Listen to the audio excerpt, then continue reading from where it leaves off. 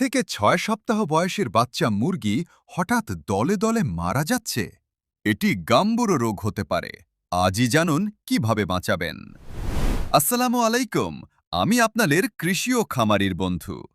আজকে আলোচনা করব মুরগির গাম্বুরো রোগের লক্ষণ, কারণ ও প্রতিরোধ নিয়ে। গাম্বুরো কি? এটি একটি ভাইরাসজনিত রোগ যা মুরগির রোগ প্রতিরোধ ব্যবস্থা সরাসরি ধ্বংস করে দেয়। ৩ থেকে ৪ সপ্তাহ বয়সী বাচ্চায় এটি সবচেয়ে বেশি হয়। প্রধান লক্ষণ: সাদা পানির মতো পায়খানা, পালক উস্কো খুস্কো, মুরগি কাঁপছে এবং নিজের পিঠে ঠোকর দিচ্ছে। এগুলো দেখলেই গাম্বুরো সন্দেহ করুন। গাম্বুরো রোগের সরাসরি কোনো চিকিৎসা নেই, তবে সেকেন্ডারি ইনফেকশন ঠেকাতে অ্যান্টিবায়োটিক এবং ভিটামিন দিতে হবে দ্রুত। ইলেকট্রোলাইট ও গ্লুকোজ পানিতে মিশিয়ে দিন। এটি দুর্বল বাচ্চাকে শক্তি দেবে এবং পানিশূন্যতা থেকে বাঁচাবে। আক্রান্ত বাচ্চা সাথে সাথে আলাদা করুন। মৃত বাচ্চা মাটিতে পুঁতে ফেলুন। পুরো ঘরে জীবাণুনাশক স্প্রে করুন। প্রতিরোধী সেরা উপায়: গাম্বুরো টিকার সময়সূচি: ৯ থেকে ১৩ দিনে প্রথম ডোজ এবং ১৬ থেকে ১৮ দিনে দ্বিতীয় ডোজ পানিতে মিশিয়ে দিন।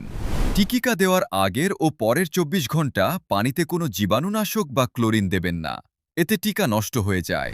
গাম্বুরো থেকে বেঁচে যাওয়া মুরগির রোগ প্রতিরোধ ক্ষমতা কমে যায়, তাই সুস্থ হওয়ার পরেও নিয়মিত ভিটামিন ও খনিজ লবণ দিতে হবে। মনে রাখবেন, গাম্বুরো রোগ প্রতিরোধ করতে সময়মতো টিকা, পরিষ্কার পরিবেশ ও বায়োসিকিউরিটি, এই তিনটিই যথেষ্ট। সঠিক পরিচর্যায় গাম্বুরো থেকে খামার বাঁচানো সম্ভব। সচেতন খামারই পারেন তার খামারকে সুরক্ষিত রাখতে।